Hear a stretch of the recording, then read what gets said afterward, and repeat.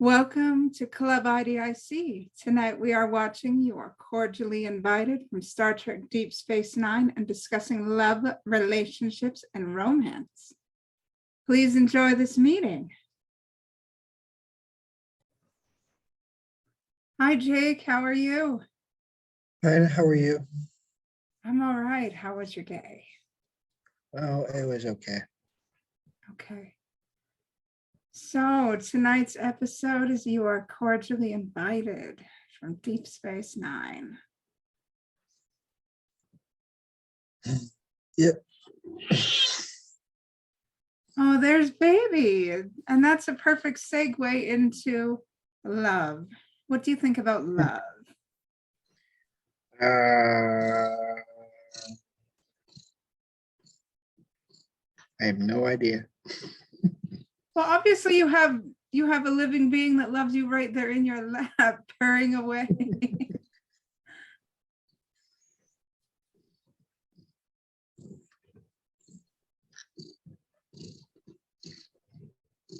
Wow, that purring is loud. I love that. What do you think about love in the context of Star Trek? And I know you've seen all the episodes, so I have. So I don't know. Star Trek kind of has a troubled romantic history. that's an interesting viewpoint. Do you want to elaborate?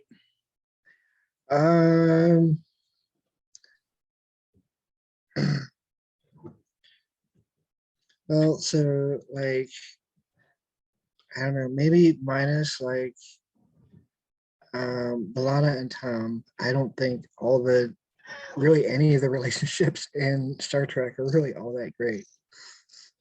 They never really seem to work out, or they all seem to have like major problems. That's true, they do. And I mean, this one especially, Jadzia and Worf, it doesn't last very long. And here we have an interspecies, interracial relationship that starts out beautiful. Even the marriage shows promise, and then the wedding day and the wedding week comes and it's full of chaos and people disapprove, and the Klingons go so far as to cancel the wedding, and Jadzia throws a temper tantrum because she thinks that she's in the right when she's really not. It's chaotic matrimony, right? Mm-hmm. And then probably, I don't know how long it is, the time span, but not very long into the marriage, she dies. Yeah, I think they get less than a season. Less than a season. I don't know what it is in years or months or whatever, maybe months. So, because this is episode 7 of season 6, I think, and then she dies in the season finale. Yeah. And you know, Worf has never really had luck with women. I mean, Alexander's mother got killed too. Well, I don't know. In some ways, I kind of view that as Worf's fault, but Worf could have handled that whole thing much better, and it probably could have been a happy family on the Enterprise, but That's true. That's very true indeed. Because I know I think he spent the most of the episode pushing her away, and then it was when she pushed Duras for more info. Yeah, that whole, yeah. Mm-hmm. Yeah, and it's like love throughout Star Trek, though, is definitely a beautiful thing. I mean, it's not very steady, and it's mostly less than happy, but love is a beautiful thing. And like Valentine's Day is this weekend, it's on Monday. And even those who don't have a Valentine should celebrate it. They should love themselves. They should maybe order a little takeout and sit and watch a movie and relax. Or go to a movie if the theaters are open where you're at. Very nice relaxing moment. Yeah.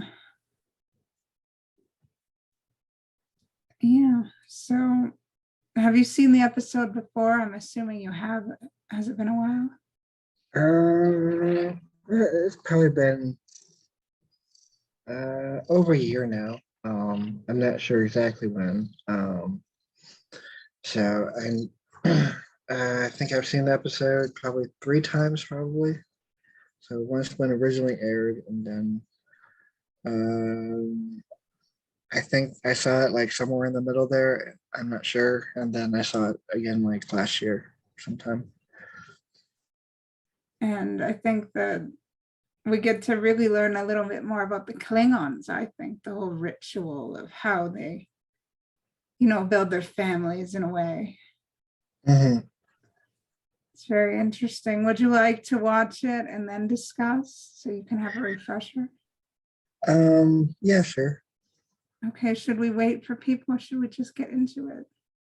Um, you're the captain.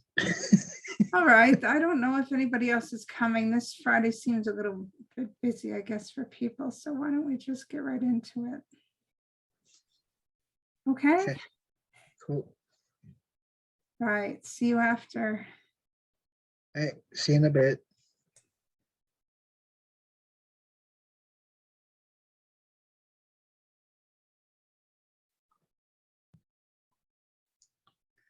Hello. How'd you like the episode?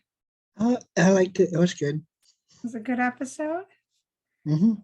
Yeah, it was about preparing for a wedding mostly, but it also showed different relationships between parents and their children, friends, lovers, ex-lovers. It was chrysalis of relationships. Oh, yes, baby. Did you like it too?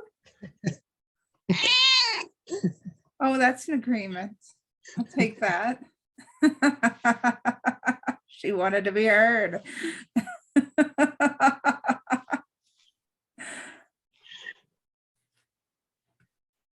Anyway, so I think it's interesting that they suddenly decided to get married once they realized that Alexander was going to go off further into the war. And this is like getting married during wartime. It's a real thing. It actually happened. People often got married during wartime. And they still do. Well, well, as they say, there's no time like the present, and who knows what the future of the war might hold. So, Yeah. and as they find out in season finale. Yeah, that's really sad. I mean, that's really unfortunate. The Pavre, it's because that's Ducat and Ducat do his thing. And that was really sad. After that point, Ducat lost his mind. Mm-hmm. But I suppose he was always destined to do that. I mean, a long time after ruling Bajorans can eventually get to your head and you can eventually start going down the hill of sanity. Mm-hmm. And innocent people get hurt in wars, and this is unfortunately the case. It's like, and of course, I believe it was Terry Farrell who wanted to leave the show anyway. And yeah, she did. Sadly. yeah, I'm not 100% familiar with what happened there. I've heard things. but I don't really want to say because I want to, I'm not sure if I'm remembering correctly. So Yeah, we don't want to engage in gossip that's not verifiable. We want to remember that this is a recorded show and that we want to stay with facts. And anyway, yeah, like we start the episode pretty much with just a normal day post an engagement. They just barely got the station back after being away, and then they start talking about this wedding and that it's coming up. They don't know when. And then all of a sudden Alexander says, hey, I'm going off to fight more in this war. And then Jadzia is like, we don't know when we're going to see Alexander again. Why don't we just have it now? There's no time like the present. We don't know what's coming tomorrow. And Worf agrees. He gives in to Jadzia because he loves her. That cat likes the statement.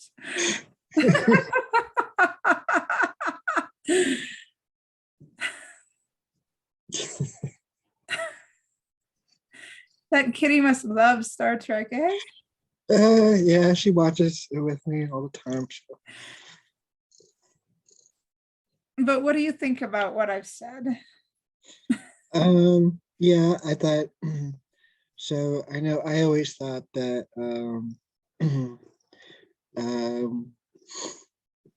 like Jadzia's response to Alexander leaving and wanting to move up the wedding, that was always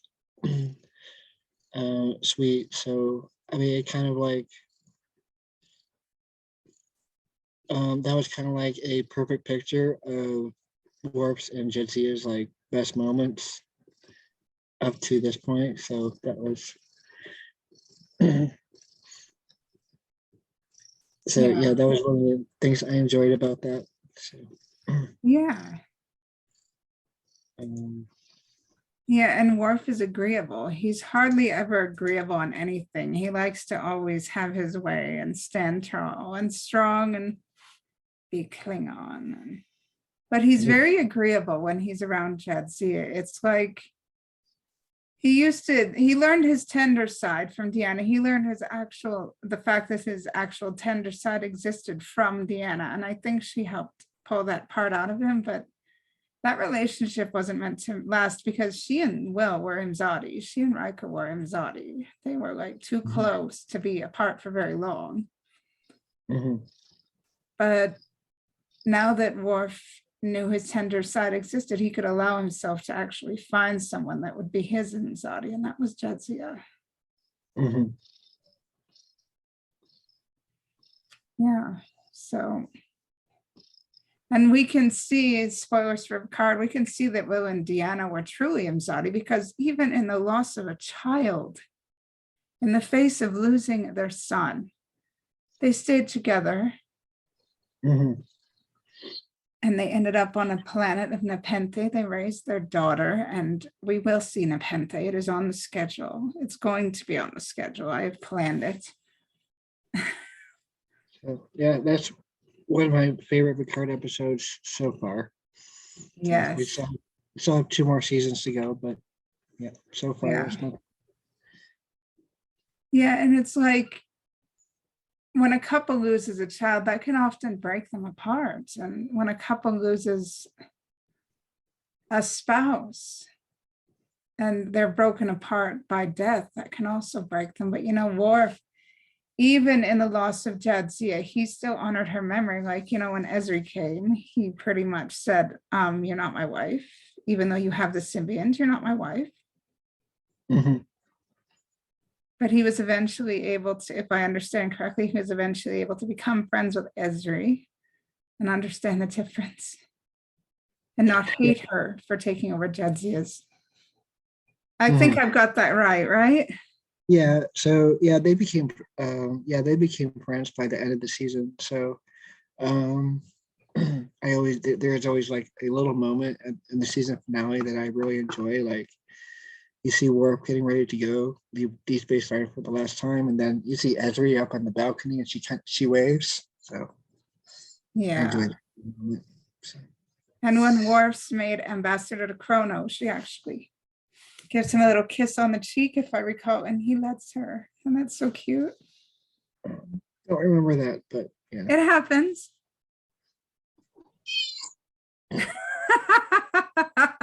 The cat is so agreeable. Anyway, yes, and the wedding, like, it's interesting. I don't know if Klingon men normally plan the weddings, but Worf sure planned his. Mhm. And I suppose it's because Jadzia is a trill and has been through numerous weddings, but we get to see a lot of Klingon culture in this, don't we? Mhm. Yeah. So I loved a little bit in there about the because it kind of references, I think almost like, I think the very first episode of Deep Space Nine that Worf came on was like Kira asked Worf about if he had faith or something, and then Worf was like, "Yeah, we had gods, but they were more trouble than they were worse, so we killed them." Yeah. And it's like, considering Worf, from a very young age grew up with humans, that he had such an obsession with a Klingon wedding. Mhm. Because I mean, I remember his mother saying in one of the episodes that she learned everything she could about Klingon culture, and she learned how to make Klingon foods so that Worf would be comfortable. I believe, yeah, Mrs. Rosenko talked about that in a TNG episode. Hmm. Because we know, as I recall, according to the Star Trek Memory Alpha, Worf was adopted. He was found by the Roshenkos and he was raised human. Mhm. And, it was very cool, but, his parents loved him and treated him like their own. And it was very touching. And he called them mother and father, and that's all he knew. And, adoption is something I'm in favor. And I mean, he was never treated any different. He was never made to feel any different. He was never made to feel any less loved, even though his parents were human. And that's a wonderful thing. Mhm. Yeah. These are humans we're talking about. The evolved humans of the Star Trek 21st century.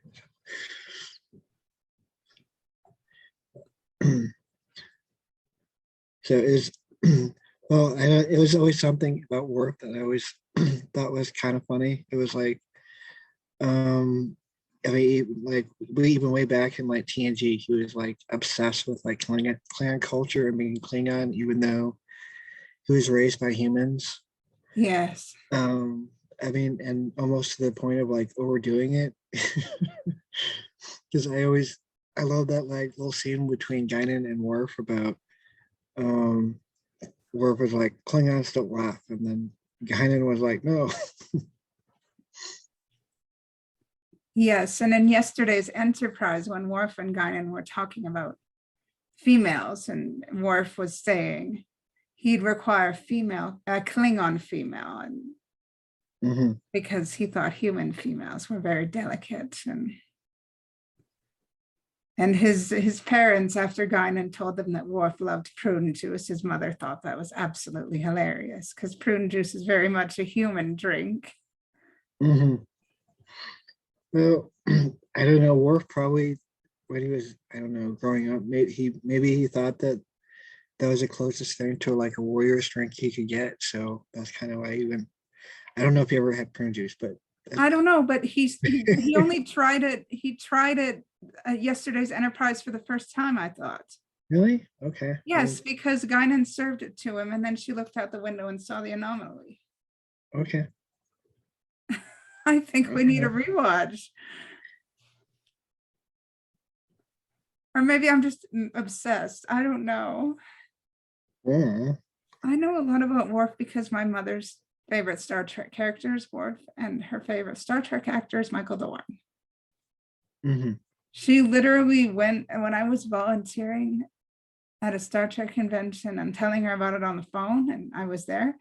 She said, go, and she's like, can you please go get a picture with Michael Dorn, please?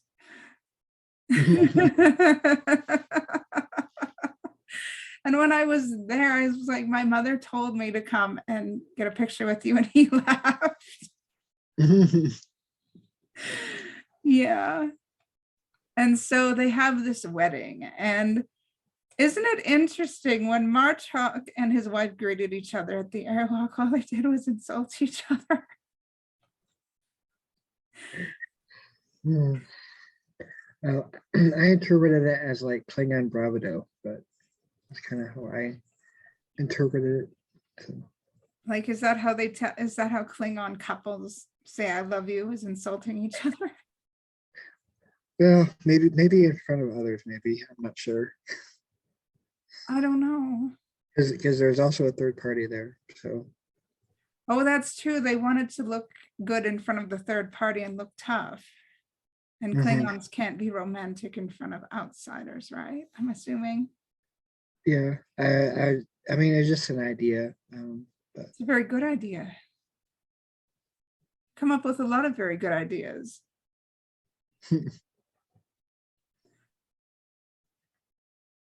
Yeah, they like to show bravado, so they have to, they always have their rituals about bravado, and they fight a lot, and they challenge each other a lot, and they have songs. And I've seen episodes with Klingons where they challenge each other in public fights, and you're probably right. Mm-hmm.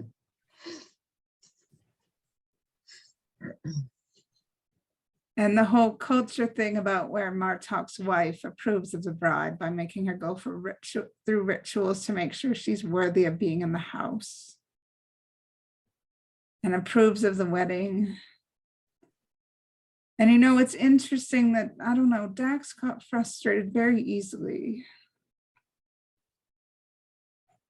thinking that she was exempt from having to be approved just because her symbiont was once Curzon and the past lives, but she was not. Mm-hmm. What do you think of that? Mm-hmm.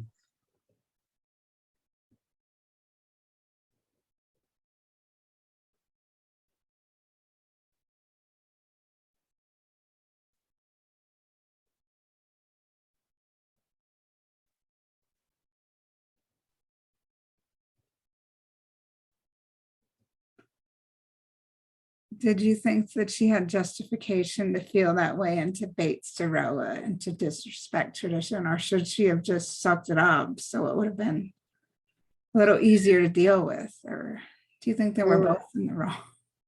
Yeah, I mean, in a way, I kind of think they're both in the wrong. I mean, Sorella said it like right off the bat. It was like that she really thought it was like impossible or whatever. And then I guess I don't really know Sorella, and maybe that's just the way she was, but I mean, it did seem kind of that she was going maybe a little bit overboard with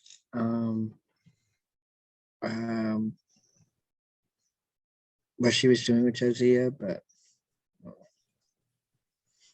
Yeah. And what do you think about Jadzia's attitude towards the whole thing? I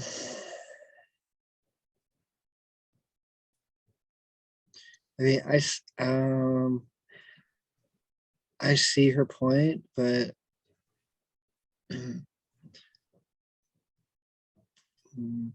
if she really loved Worf, she would realize how important the whole thing was to him. So she should be willing to go through some crap, just I mean, it's not as if she was being asked to sacrifice her morals or anything. She was just being asked to sacrifice some time and do some rituals to show that she respected the Klingon culture and tradition and everything like it. Mhm. It's like interspecies, interracial marriage comes with different cultures. When you marry into a new culture, when you marry into a new species, there's some things you have to understand and things you have to respect. You can't just go in there and say, I'm going to do things my way. There's a whole culture you have to learn, right? Mhm. You can't just spit on it because that's not respecting diversity, right? Mhm. But I didn't really get the sense that Jadzia was necessarily spitting on it either. Well, decking somebody in the face just because. She pulled, like Jadzia said, she pulled a knife on her. So Yeah, but that's a how Klingon many, thing. All the Klingons somebody, like to fight and pull knives if out of somebody if somebody pulls a knife on me, I'm gonna deck them. That's true. That's very true.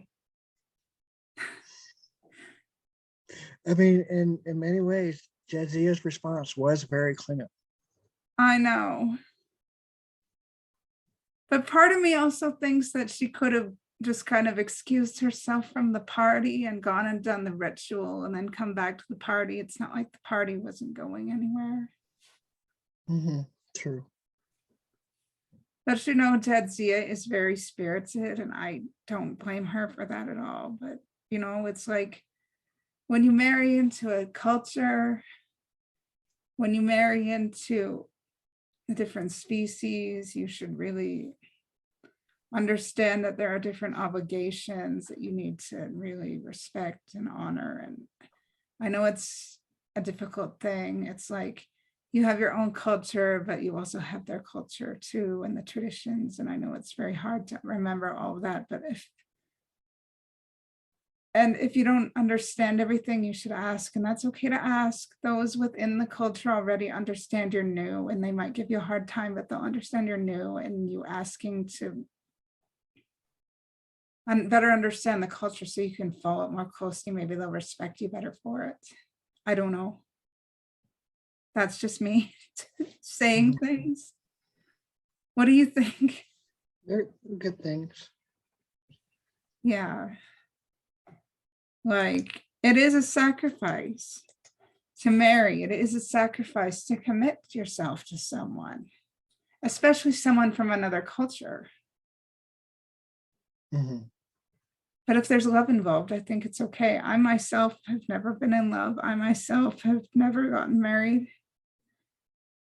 But I've seen other people get married. I saw my own mother get married. I mean, yes, she did. She got remarried a few years ago. And there was sacrifice, but she's very happy. And people can be very happy if they commit to relationships, if they commit to love.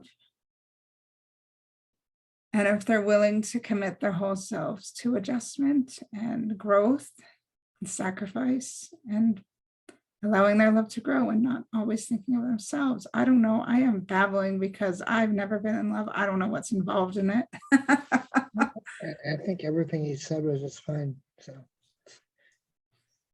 Yeah. And Dax just, Dax really, this is, I don't know, maybe it's one of the times that she should have remembered that she was simply a young woman in the process of being loved and getting married, and not Curzon or any of her past hosts. mm-hmm. Like Cisco called her out on it, and rightfully so.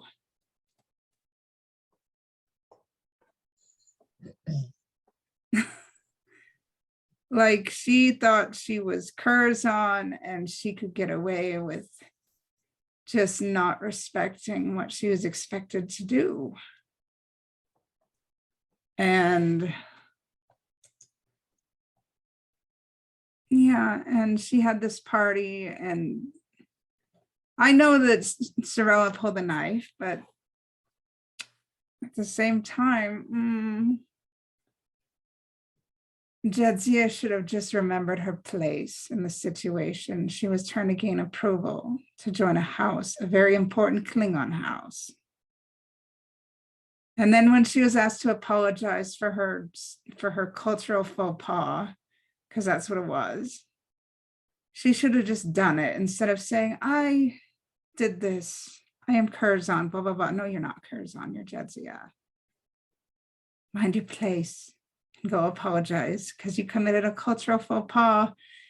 And like, even Worf was like, you made this mistake, but if you go and apologize, you're probably going to get forgiven. Right? Mhm. What are your whole thoughts on that? I don't know. So some of these are like, it's a little personal for me, so I don't really want to say. Okay, that's fine. So Yeah. So, Siska, what would you like to say? Nothing? I don't know. Okay, well, I'll just keep talking, and if you find something interesting, just stop me and you can latch onto something, okay? Okay, thank you. You're welcome. And it's interesting, like Cisco had to remind her that, hey, you're just a young woman trying to join this house. You're just a young woman. You're pretty much a nobody now. You're not Curzon, having made fame. You're not these people. You're just a young woman trying to get married into this culture. You're just a young woman trying to gain approval, and you committed a cultural faux pas. Go apologize. You're capable of it. You're just being a stubborn brat who doesn't want to. Mhm. And I love you and you're great, but you need to go apologize because it's obvious and it's plain as day as you love Worf, Jadzia, but you can be awfully stubborn, and I'm here to remind you that as your friend, and Jadzia finally got it. Mhm. So yeah, I always enjoyed Jadzia and Cisco's friendship. That was probably one of the best parts of the whole show. All the 7 seasons. Well, I mean, I guess all 6, but I mean, they kind of had to figure out with Ezri again, just like everybody had to figure where their stance was with Ezri. But like, I really enjoyed like Cisco's friendship with Dax. It was just um, I don't probably one of the best friendships in all of Star Trek and a lot of other TV shows. So Yeah. And the path to Kalhaya, the whole fasting ritual and the whole thing in the holosuite was so bizarre that I don't even know what to say about that. they're Klingons. That's what they do. I think in the second season, Worf is um, walking through the whatever, and Klingons are like jabbing paint sticks into him. So this was really in line with that. So It's interesting though how, it's very interesting how, Cisco and all the others joined in on that and how they had to fast for 4 whole days. mhm. And it's interesting that, how they managed. I'm sure they cheated when they weren't around the other Klingons. I'm sure they cheated and they snuck snacks or something. I don't know. Maybe. Probably. But it's also beautiful that this wedding came together, and weddings are beautiful things, but not everybody gets married. Not everybody falls in love. And that's the beautiful choice that we as people are able to make. There's different types of relationships. There's friendship, there's romance, there's family. Mhm. There's the love that people have for their pets. There's the the love that people have for each other as friends, as colleagues, as everything. For parents, for their children, as partners, like partners have love for each other, spouses of any gender or no gender at all, friends, any type of relationships. And that's all represented in Star Trek. And that's absolutely beautiful. Mhm. It is. What are your favorite like types of relationships in Star Trek? Do you have specific characters or series or anything like that?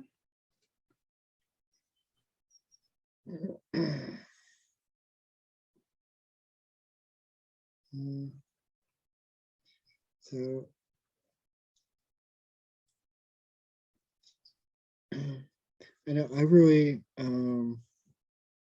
you know, as like I was saying, like with Cisco and Dax, or like um you know, like the big trio with Spock and Kirk and McCoy in the original series. Yes. And then also, I mean, and I think they kind of were successful in Enterprise a little bit with DePaul and Trip and Archer too, and kind of um, so that was one of the things I enjoyed about that particular show. But like the friendships that kind of like grow the characters, you know, Yeah. that they're not just like set pieces or window dressing. They actually mean something to the characters. Yeah, and it's interesting. I have definitely seen how the friendships between the characters materialize into friendships between the actors. Mhm. Definitely with the later shows, not necessarily with the original series. Oh, yeah, those actors feud all the time. But did you see Trek Talks? Mm-mm. Oh, yeah, during Trek Talks, all the different actors were in panels together and they were all talking as if they were friends. And it was absolutely fun to watch. Mhm. And, I mean, a lot of the different fan clubs definitely exist, and hopefully a lot of people there are friends with each other. And that's part of what IDIC is. That's the hope, that a lot of different people within the Star Trek actorverse and the Star Trek fanverse can be friends if they look past the differences that we all have. Mhm.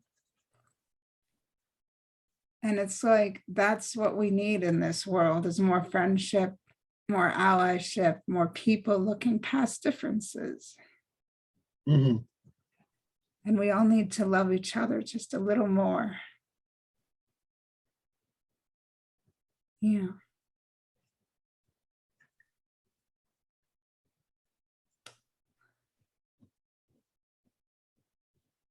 And that's all there is to it, because we need, like, especially with COVID and the whole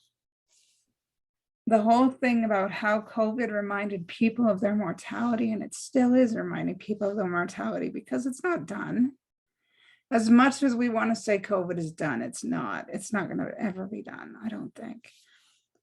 Like, life is short. We need to appreciate people. We need to appreciate diversity. We need to appreciate love and loving one another unconditionally. We need to take the condition out of loving, and we need to remind each other that, it may not be easy to love one another, but we need to do it anyway.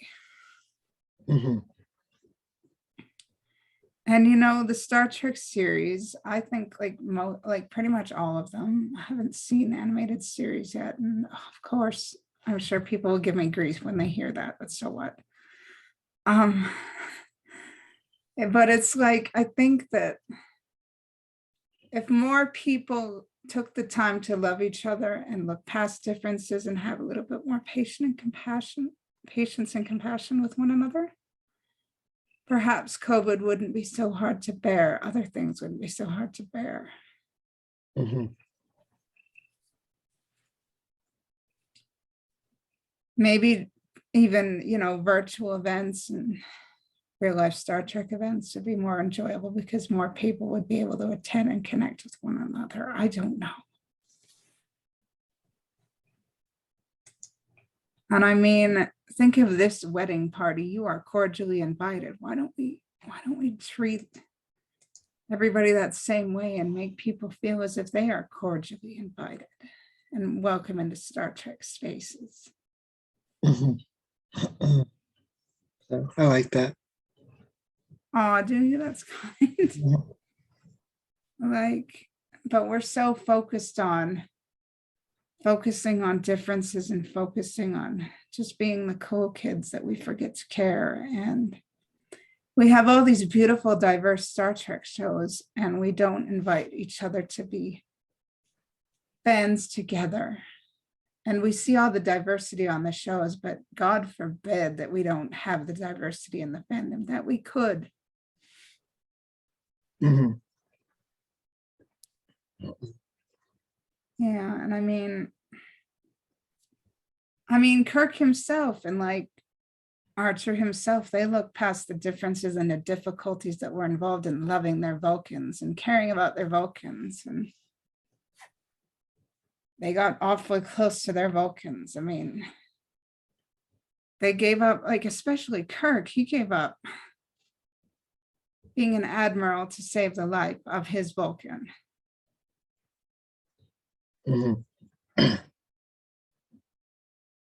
And it's like that friendship transcended till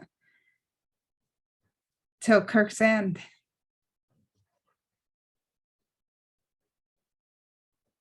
What was it? Sorry, I didn't quite. Like, it transcended until like forever, pretty much. It's a forever friendship. Mm-hmm. And it's like, if only we could learn from Kirk and Spock. I mean, Kirk pretty much sacrificed everything to rescue his Spock. Mm-hmm. And if I recall correctly, Archer pretty much threatened to knock T'Pol on her behind the first time they met. And look at them at the end. Mm-hmm. They pretty much shared a hug. Mm-hmm.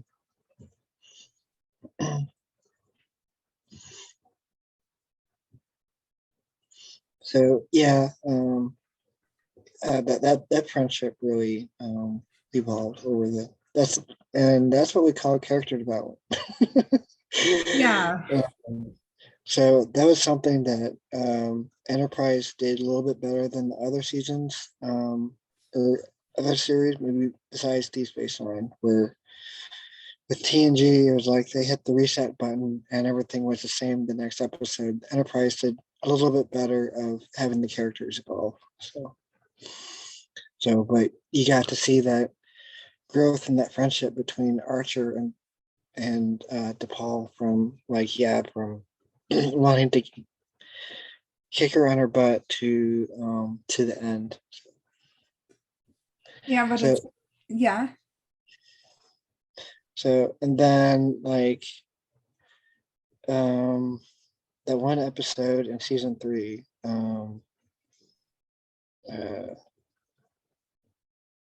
the time travel one where he had those like bugs in his brain or whatever.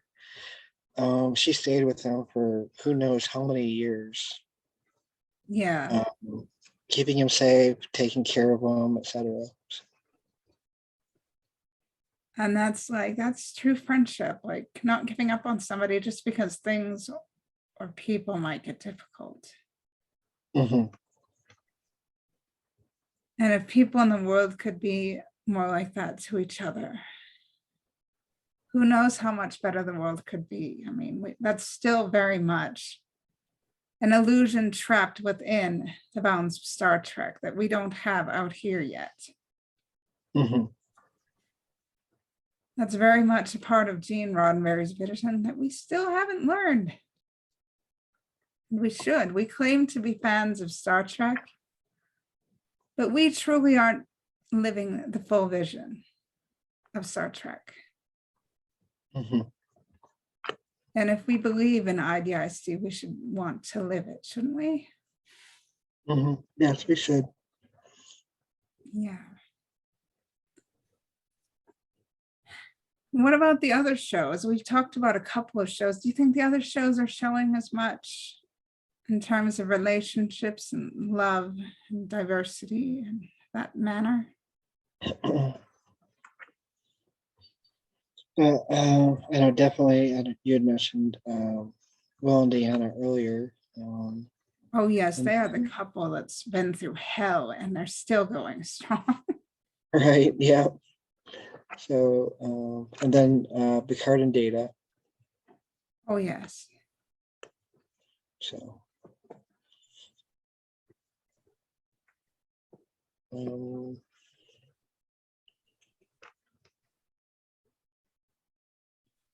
and then like the first couple seasons of Voyager, you didn't. I know one of the tragedies of Cass not being on the show was after season 3 was you missed out on like her friendship with the Doctor. Yeah. Because it's really interesting to see in like the opening episodes. It was like the Doctor was complaining about how people treated him, and then Cass she started out with trying to treat him better, and then I think she'd even approached the captain once and was like she was talking about how the crew treated the Doctor poorly and things. So I enjoyed that friendship. I know that was one of the greatest losses with Cass not being on the show after season 3 was that friendship there. Yeah. And Kess's little brief friendship with Tuvok. Mm-hmm. Yep. Yeah. And interesting. And the Doctor always trying to pursue Seven when Seven was on board.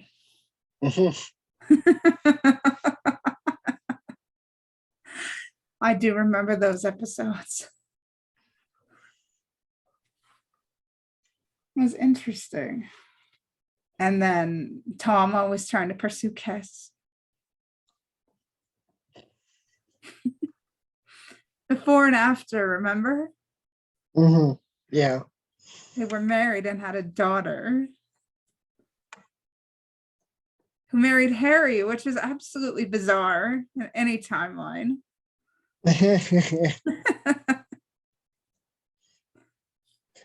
So, and then Neelix freaking out.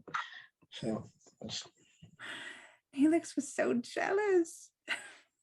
mm-hmm. And then Neelix eventually found his own happiness later on. Mm-hmm.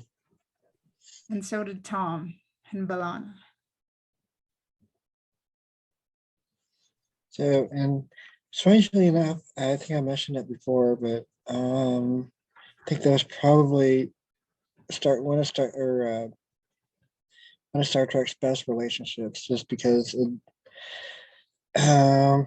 didn't really seem to have the problems that other ones do yet. And yeah, they had like a few issues here and there. Like there's the genetic altering their daughter thing, but I mean, I even enjoyed that just because of the way Tom approached that situation, um, and it was really like B'Elanna's issues that she had to work out on her own. So, and that's part of what I was talking about with like friendships and relationships in the show that really help the characters to grow and become better. So, That's true. I wonder how it turned out. We never did see past Endgame. no. I would have liked to. Mm-hmm. Who knows? We might find out someday. Someday, I mean, they're making enough Star Trek that I would love to see more. I mean, who knows? Yeah. someday. I mean, I'd like to see more deep of a continuation of Deep Space Nine to see how those children turned out too, but you never know, right? Right. Yeah. And then we move into the newer shows. I mean, there is some diversity there. Love and Relationships, Stamets and Culber. I mean, Culber died. Mhm. And then he was brought back. I mean, I remember when Culber died, I watched that episode and then I angry tweeted because I really liked that relationship. And I was like, how dare they kill him? Oh my gosh. I'm really on some angry tweets at Star Trek for that, because how could they do that? It was such a nice, it was such a beautiful, nice marriage. And how could they do that? Mhm. They got such a backlash from that. I think that they resurrected him in a weird way. I liked that resurrection. So as far Yeah. as resurrections go, I thought that was pretty decent. So I mean, yeah, it's kind of weird, but it kind of like went along with uh Stamets research and work too. So that was Yeah. And then Adira and Greg, they are amazing. I haven't seen much of season 4 yet, season 3 or 4 yet, but I hear they are amazing. So I plan to, it's on the list. season 4 just started back up again this morning. So I know I have to catch up. I really do. But yeah, and then it's interesting.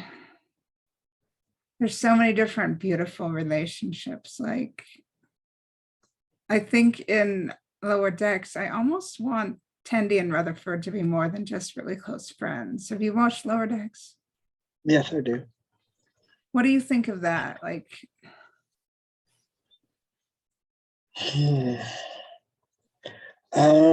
I can definitely see the potential there. But I'm also enjoying them as friends right now. So that's true. That's true. because because I still think they have a bit of growing as their characters before they can embark on anything else. That's very true. But and then those characters, I mean, this is slightly off topic, but Well, who cares? We get off topic all the time. but because let's see, besides like Mariner and what's that guy's name? Boimler? Yeah, Boimler. Those are like the two like so besides those two characters, there are two Jesus. What are their names again? Tendi and Rutherford? Yeah, Tendi and Rutherford. I don't know why I have issue with Lower Decks names, but so those two characters are probably the better Starfleet officers from those other two. Because I was actually just watching like I watched a couple episodes of Lower Decks last night, and I was just thinking about that. I'm like, yeah, Boimler is right at the moment. He's kind of like in a suck up space. He doesn't really offer a whole lot, and Mariner is just too cynical. So, but like with Rutherford and Tendi. So yeah, hey, Tendi. it's new. We don't always need to remember their names. So Rutherford and Tendi, so they're still like so like naive that they can like really enjoy like um the present moment where they're at, is like True. it was such a beautiful moment because I was watching last night with Tendy, just kind of looking at this pulsar while Rutherford is like working away at fixing like some conduit or whatever. So when That's they're both true. like, That's true, but just interjection, you have to remember that Rutherford has a neurodivergency because I don't know what it is exactly that he has in his brain, but he has a neurodivergency, and neurodivergent people are a culture. And that goes back to my comment about when you marry into a culture, people with neurodivergencies can get married, they can fall in love. It's a process. It's a different process for them because they have to process things differently. They have to handle emotions differently. That's how it works. But they are capable of falling in love, getting married, handling relationships, handling children. They're capable. It's just a different type of process. So of course, Rutherford, with all that he's been through, he even had issues on the show that we've seen. He's very capable. He just had a different way of processing everything because he has different experiences being a neurodivergent person. Or do you remember watching that episode? yeah, I I don't know, it's been a while. So Yeah. I mean, I remember him having like a few issues. Yeah. But It's I don't know. because he's neurodivergent. It's like he couldn't remember about shipbuilding or something, building his hobby ship or something.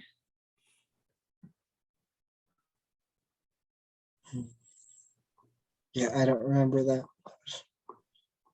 Yeah, but it's like neurodivergency is very much a culture in itself, and they handle relationships and the memories of relationships and people differently. So they, of course, have to approach situations like having romance and getting married and having children and everything differently, but they're still capable. And typicals, I suppose you would call them, need to understand that as well. Mhm. As is the same with other people with disabilities, and that's actually what next week's topic is going to look like. So we'll say less on that now. Mhm. Anyway, what were you saying? So I don't know, I guess so my kind of like closing comment on that was uh they get to like experience like the wonder of where they're at. I mean, even though they're both like finding wonder in two very different things, they're able to find that wonder and share something beautiful. So um but but that's one of the things I enjoy about those characters. Like I said, their naivety. They don't have like the advance and rank as quickly as you can Boromir, or like um cynical about everything. Starfleet sucks, fear and earth. Yeah, So they're both able to like I don't know, just be where they're at, just kind of enjoy their journey, I guess. that's true. But you have to remember, Mariner is there by choice, because I think Mariner's been promoted and demoted a lot. She doesn't want to be promoted. She likes where she's at. I don't know why someone would like being promoted and demoted so much, but underachievement, it's not a fun place to be at. It shows a lack of love for yourself Mm-hmm.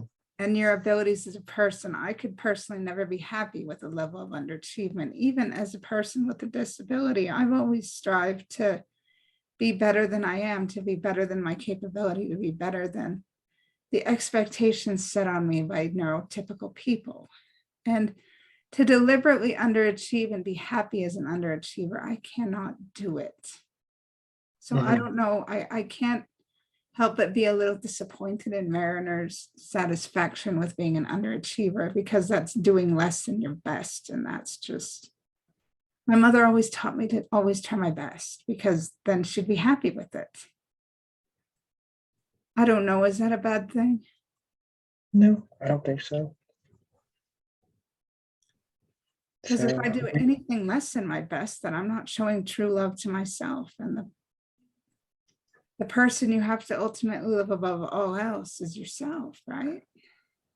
mhm, mm, maybe. Yeah, but maybe my mom's just a hard butt because, you know, she's cool and she always has always impressed these lessons upon me. And if I could ever get her in here one day, maybe she could tell us stuff, but you know, she's shy. She's a member of the group, but she's shy. Well, I'm the shyest person I know, so you can go tell her that if Jake can do it, then you can do it. Oh, but you know what? You are so intelligent, and we've seen you share your intelligence with us in these calls and these meetings, and we love it. We absolutely love whatever intelligence you choose to share, and we appreciate it. Thank you. And you should love that about yourself, that you have a lot of intelligence and knowledge.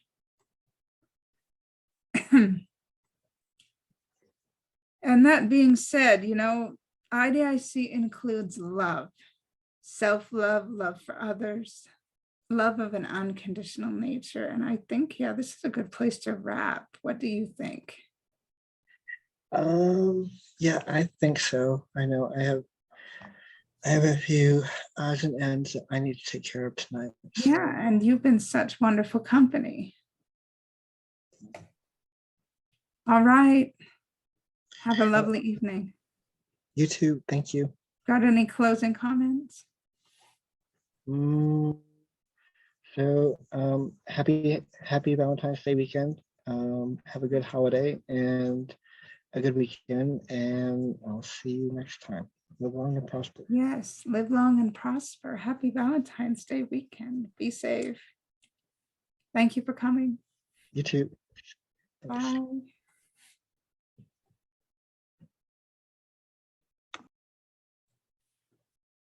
Thank you for attending tonight's meeting. IDIC includes love. Live long and prosper.